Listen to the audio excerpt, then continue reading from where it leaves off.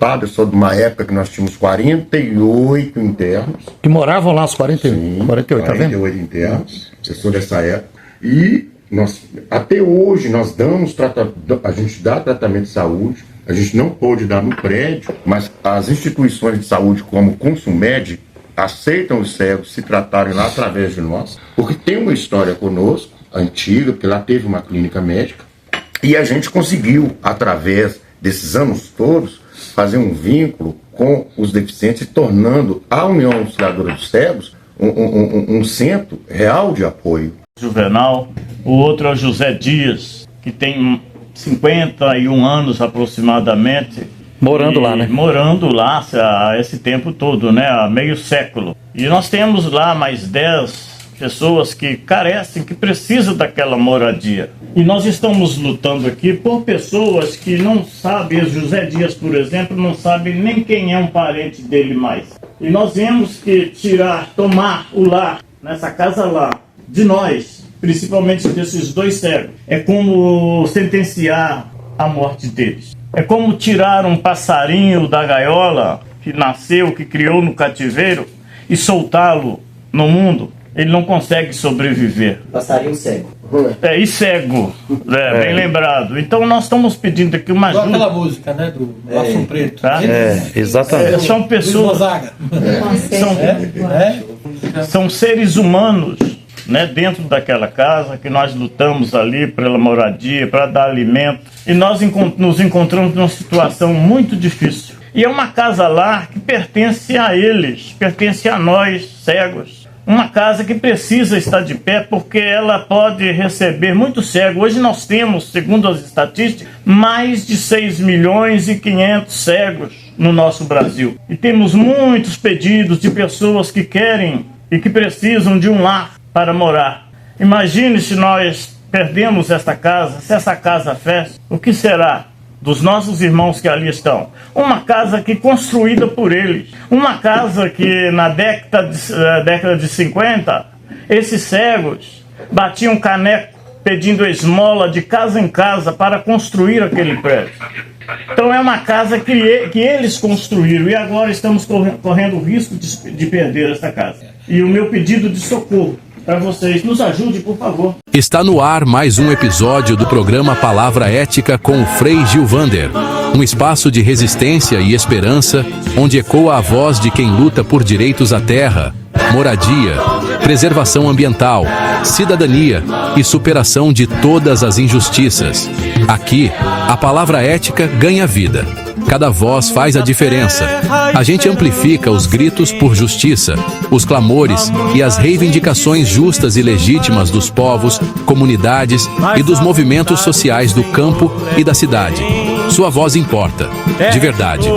Junte-se a nós, espalhe essa mensagem e faça parte desse movimento que transforma. Acompanhe, compartilhe e fortaleça essa luta pelo bem comum. Bora lá fazer acontecer. Presidente, vou ser breve. Nós estamos aqui diante de um caso em que nós já esgotamos, junto ao Ministério dos Direitos Humanos, fomos à Secretaria de Patrimônio da União, recorremos ao Governo Federal. Nós temos aqui um imóvel que foi arrematado por R$700 mil, o valor dele hoje de mercado é mais de 5 milhões, né? 6 milhões, perdão. Esse preço não vale nem 10% do valor, 10%. Se fosse para vender o prédio, né? Todas as orientações que tivemos, mas nós recorremos à sua sensibilidade no sentido de que a gente tem uma luz até para quem não enxerga a luz, que é a esperança de abrir uma Câmara Técnica para que a gente tenha de fato esse processo sendo dialogado. O governo federal não pode atuar em esfera judicial já tratada. No entanto, nós encontramos, tanto no Ministério dos Direitos Humanos quanto no governo federal, amparo para entrar nesse diálogo e dentro até de possibilidades, né, de permuta. Nós vemos aqui uma situação do lar violado. Então, nós entendemos que, e viemos pedir ao senhor, pedir ao juiz Flávio também, que possam nos ajudar com a abertura desse diálogo. E nós sabemos, assim, que mais que a sensibilidade, é que o poder se transforma em serviço. Nesse caso, eu estou aqui, os deputados do bloco pediram que eu pudesse vir, que estão reunidos, a deputada Bela está envolvida, as deputadas federal Célia Chacriabá, Padre João, os companheiros que estão aqui colocados. Todos defendendo essa Nós causa. já sabemos e não vamos impedir que o senhor vá em tempo para pegar o voo, mas a gente pediria que pudesse nos atender. E aqui quem fala não é deputado, mas os companheiros que estão aqui nesta condição e que clamam, né?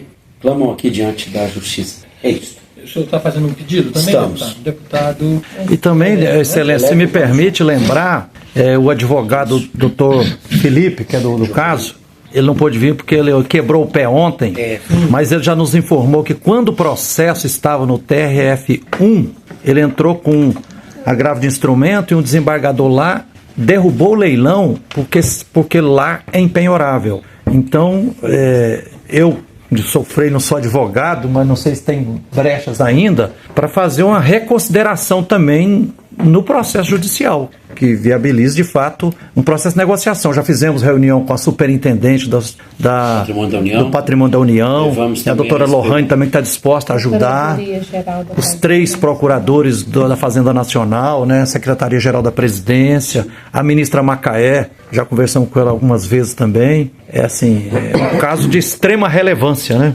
Muito bem, eu vou fazer assim. O problema desse processo, ele é um processo antigo, né? Então ele já está há muitos anos. Porque várias pessoas que atuaram, advogados que atuaram muito tempo, deixou perder prazo, não cumpriu com diligência, e os não recolhimentos, né, dos impostos que levaram, né, ao leilão também foram de administrações passadas que atuaram com má fé, né, aproveitando da situação de deficiência visual também dos membros da associação. Então tem uma situação que é gravíssima, que sobrepõe várias camadas de violações de direitos humanos, então, e que está muito acima da questão econômica, né, de um especulador imobiliário já conhecido no nosso bairro. Antes do presidente sair, me agradecer de antemão. Não é todo dia que a gente consegue debater um tema com o presidente, né, de uma instância judiciária.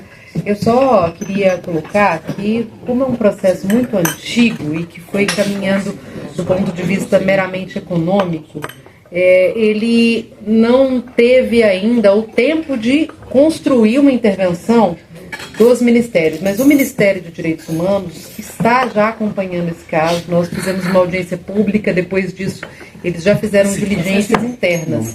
Então, na pior das hipóteses, se o processo for para conciliação, eu acredito que a gente terá, por parte do governo federal, uma disposição muito grande de construir uma alternativa, porque isso já está adiantado lá dentro. Toda essa perspectiva de atenção humanitária e como que a gente não pode observar aquilo só como um imóvel patrimônio da União, mas como uma entidade que presta um serviço que deveria ser prestado, inclusive, pelo Estado, né?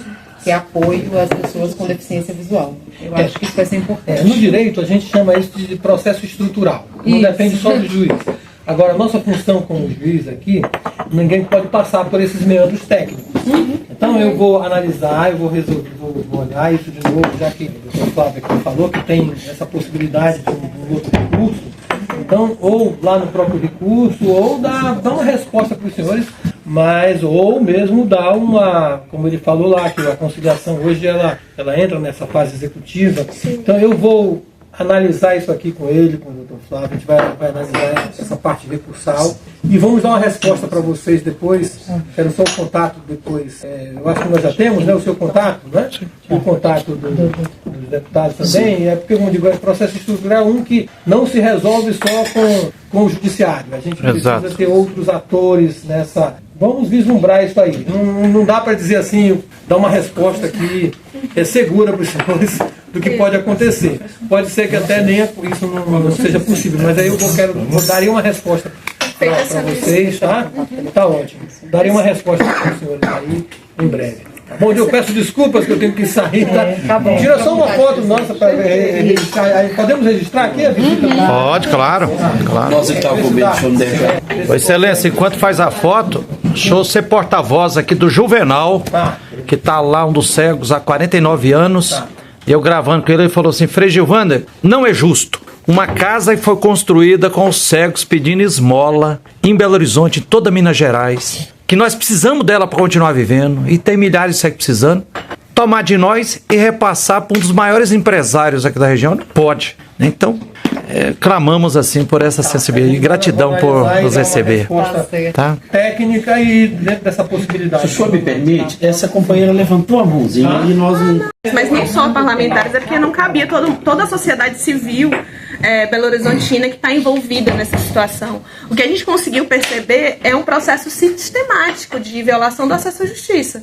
E eu acho que é essa oportunidade, né, que o tribunal tem agora de concretizar, mesmo que tardiamente, esse momento de escuta, de sensibilização e também uma caracterização, né? Esse processo precisa ser entendido como um processo coletivo, né? É coletivo no sentido de uma necessidade de uma demanda, mas também da vida daquelas pessoas, né, que estão ali estruturadas.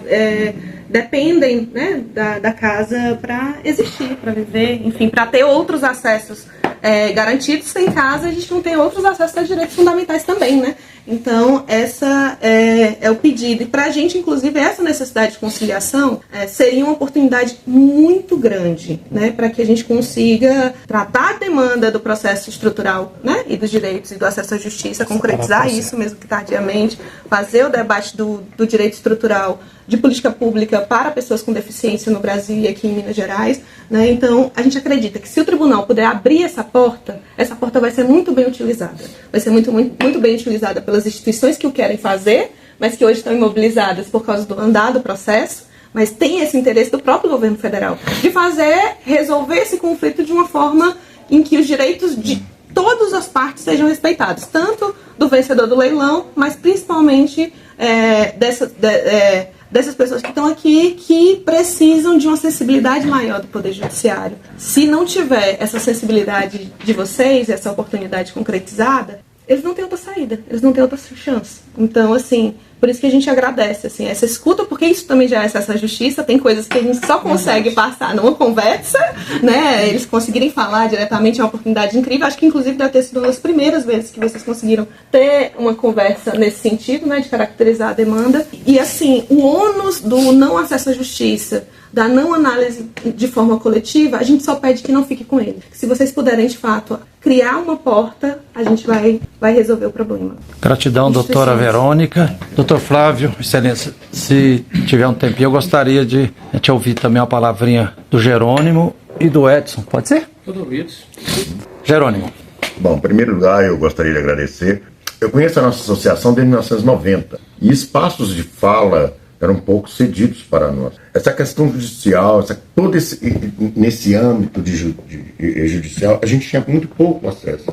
Então a gente ficava muito à mercê das pessoas que entendiam disso. E muitos não tinham o mesmo comprometimento. A casa lotada, eu sou de uma época que nós tínhamos 48 internos. Que moravam lá os 48, tá vendo? 48 internos, eu sou dessa época. E até hoje a gente dá tratamento de saúde, a gente não pôde dar no prédio, mas as instituições de saúde como Consumed aceitam os cegos se tratarem lá através de nós, porque tem uma história conosco, antiga, porque lá teve uma clínica médica, e a gente conseguiu, através desses anos todos, fazer um vínculo com os deficientes, tornando a União Auxiliadora dos Cegos um centro real de apoio. Muitos podem falar assim, mas tem outras associações, igual a União Auxiliadora dos Cegos não tem. É a única que recebe deficiente idoso, é a única que tem acesso a clínicas médicas gratuitamente para o deficiente, é a única que tem espaço, igual eu sou, modéstia à parte, falando, eu sou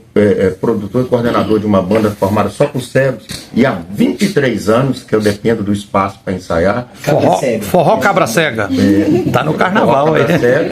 É a única banda formada só por cegos e que tem uma esposa que só fica na cola. Então... Me fizeram até subir no caminhão, falou freio agora no carnaval em cima do caminhão do trem elétrico.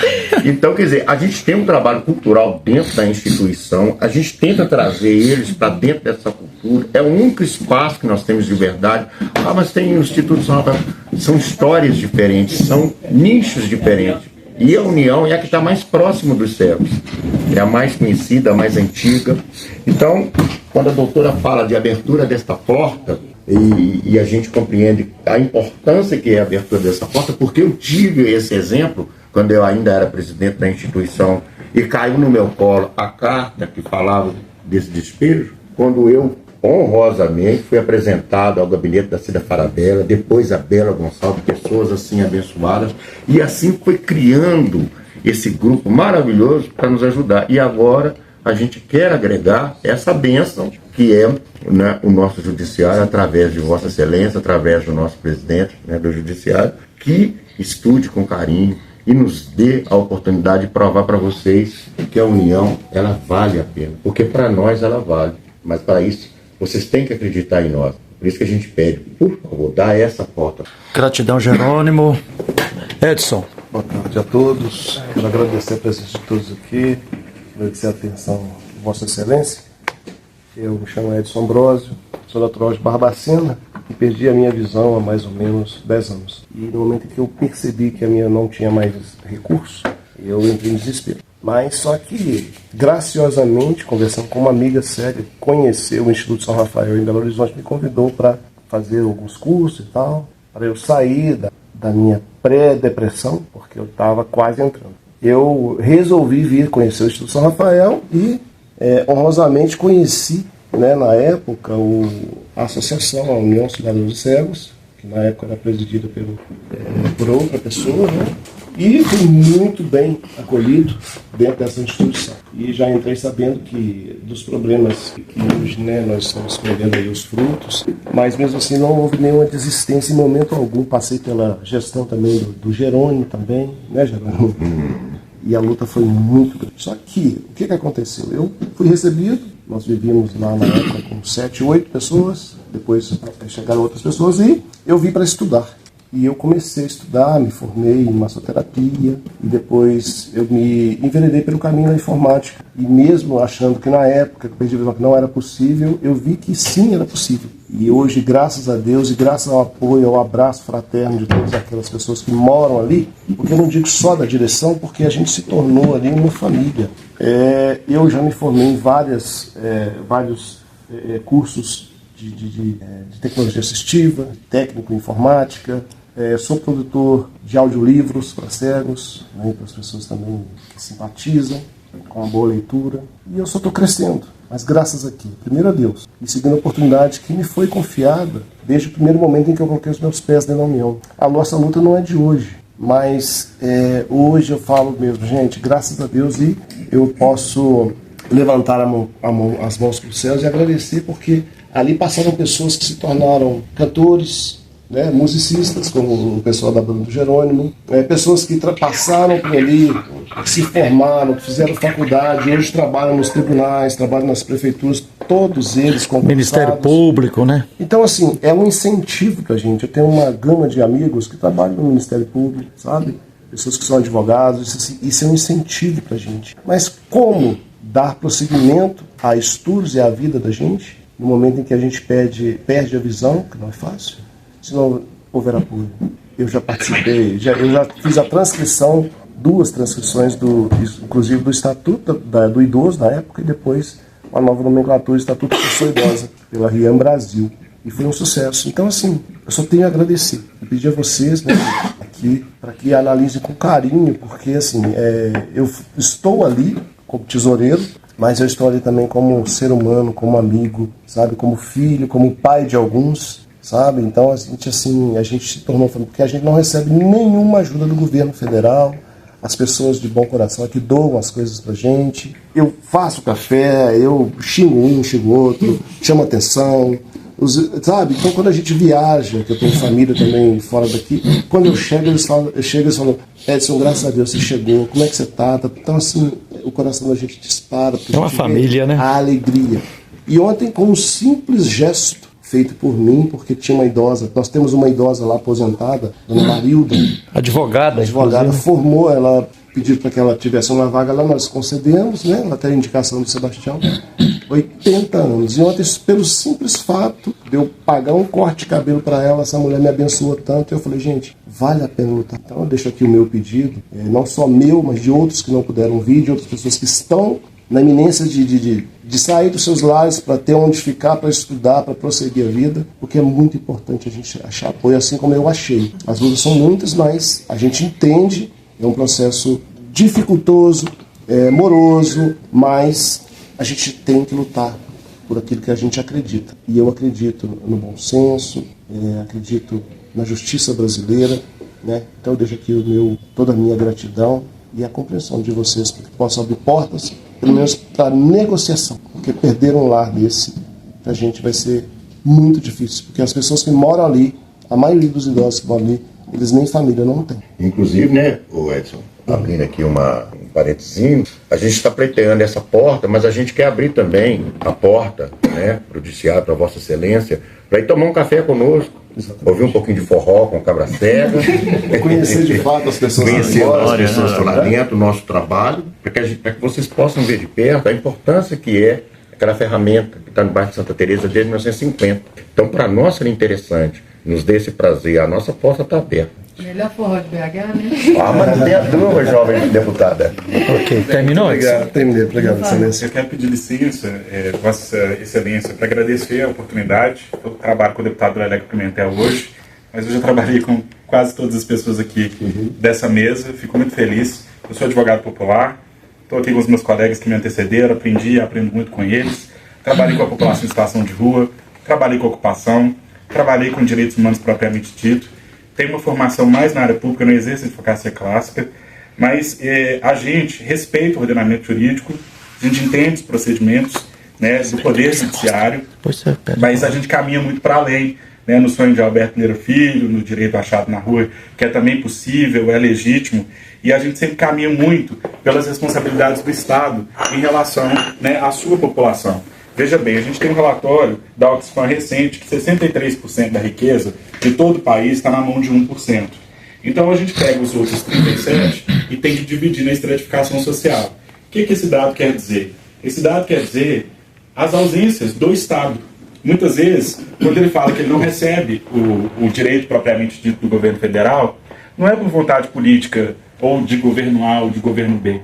O ciclo de formulação de política pública ele tem um limite, né? Então, ou seja, essa ausência, ela diz muito.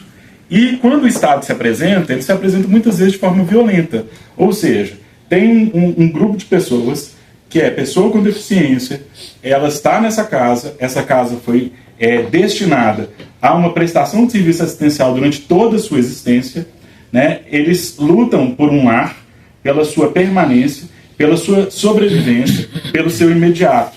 Tem um campo na Constituição, que é da política social. Eu me apego muito a ele, ainda que de direitos programáticos, vamos dizer assim, a gente tem que se esforçar. Porque mesmo diante da pandemia, a gente está vendo que hoje, a primeira vez que eles têm acesso ao Estado, eles precisam ter a abertura total desse Estado que se apresenta. Infelizmente, veio pelo Poder Judiciário, pelas inúmeras ausências que tiveram durante toda essa trajetória. Mas sabe o senhor, né, que é muito importante o TRF6 saber que deu um avanço muito grande ao poder abrir as portas desse Estado para ele poder entrar a ponto deles convidarem para o que é mais importante para eles, o próprio lar. Eles convidaram o Senhor para poder ir lá conhecer a intimidade, aquilo que inclusive está para ser tomado.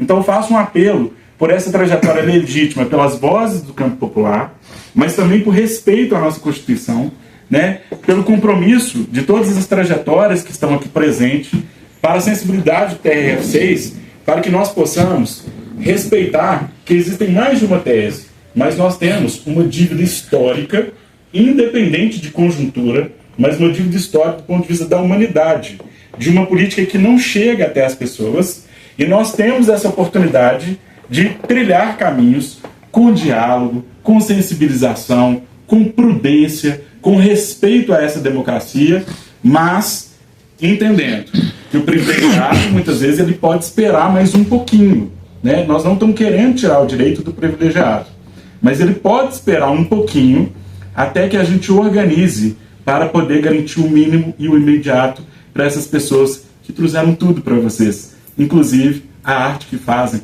com tanta subjetividade, com tanto carinho. Então eu queria ter dito, né, pro presidente, tudo isso, essa sensibilidade que a gente carrega aqui, e nós acreditamos na justiça sim. Nós acreditamos por causa de todas essas trajetórias. Se essas pessoas estão de pé, é porque elas acreditam na justiça. Essa pessoa será vetor, um desbravador dos caminhos internos dessa instituição e proporá uma solução que seja razoável para todos, para que a gente possa se realizar humanamente sendo. Então, muito obrigado. Eu que agradeço. Agradeço a oportunidade, né, de de ouvir a história de cada um de vocês, ouvir o ponto de vista. É muito importante para o julgador conhecer todas as circunstâncias da demanda, e muitas vezes elas não estão no processo, né? Isso nos dá muito mais legitimidade e condições de fazer justiça. Com certeza o presidente não pôde estar presente até o final, né, da nossa reunião, mas eu vou fazer chegar aos ouvidos dele, tá, cada uma das considerações dos senhores e das senhoras.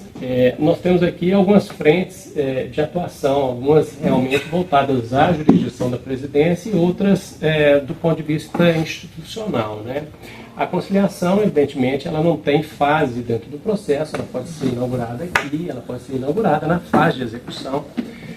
Mas dentro da presidência, então essa seria a primeira frente de atuação, é a análise do pedido que está pendente de investigação da legitimidade do pedido de desistência do recurso, porque isso, se for acatado, vai reabrir a fase de admissibilidade do recurso especial. Então é uma análise técnica, uma análise jurídica, que vai ser feita com todo cuidado pela presidência após a oitiva de todos os envolvidos, né? Todas as partes no processo, como o contraditório reclama. E de lado, ao lado disso, independente da fase ou do tempo que essa providência reclame, é a abertura de um espaço de conciliação. Nossa instituição já conta, né, com núcleos de conciliação que são capacitados e vocacionados a isso. Não ocorre necessariamente dentro da presidência, que, como eu disse, envolve juízes de primeira instância e também de segundo grau.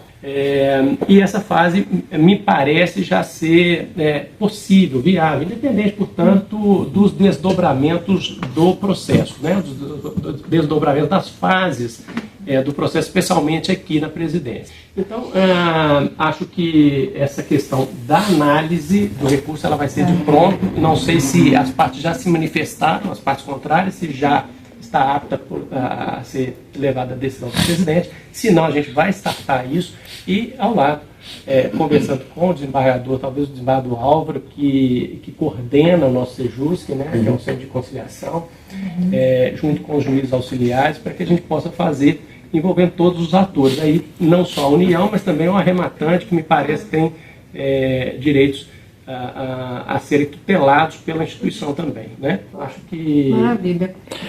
A assembleia que foi feita de troca da presidência, ela aconteceu antes desse pedido feito no agravo.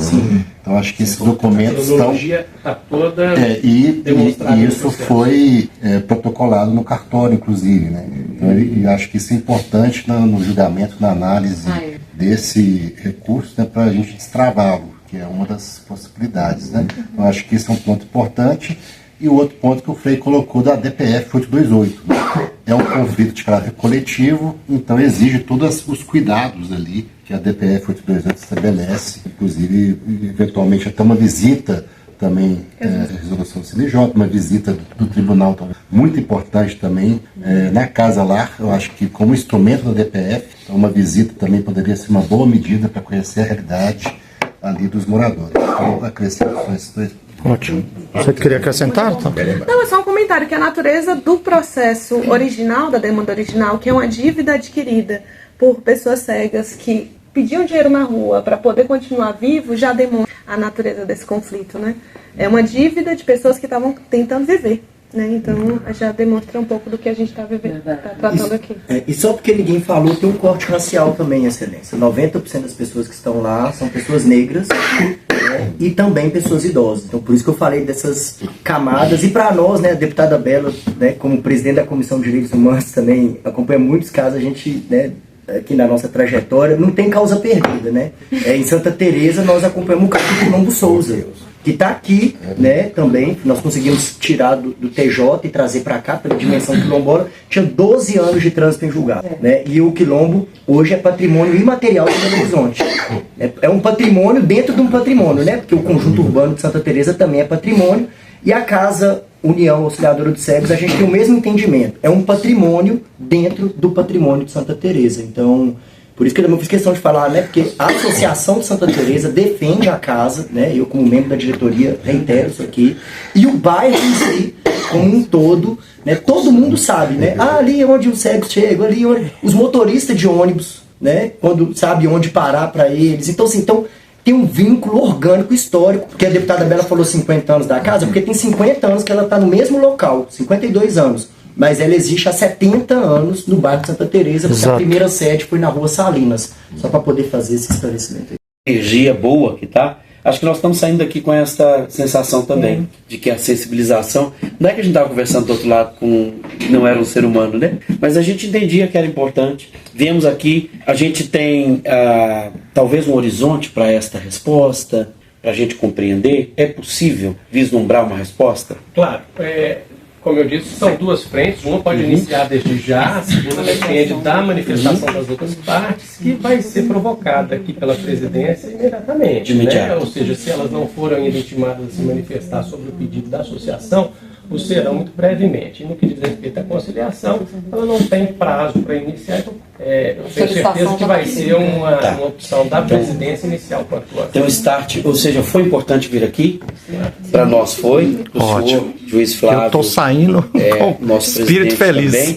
E não é nenhuma fala final, né, para a gente finalizar nada não, mas a gente também acredita, né, que outros caminhos, e a gente está aguardando aqui agora, mas a gente vai retomar os diálogos no governo federal, os diálogos no sentido até da gente planejar o orçamento, né? Nós também temos um horizonte, porque o orçamento do ano que entra, ele é definido agora, nós temos que apresentar até outubro, novembro, tanto Bela, nós todos. Então a gente tem que ter nessa direção também como é que nós vamos ajudar de fato, porque quando a gente fala de recurso federal aqui, infelizmente o governo federal está na mão dos deputados.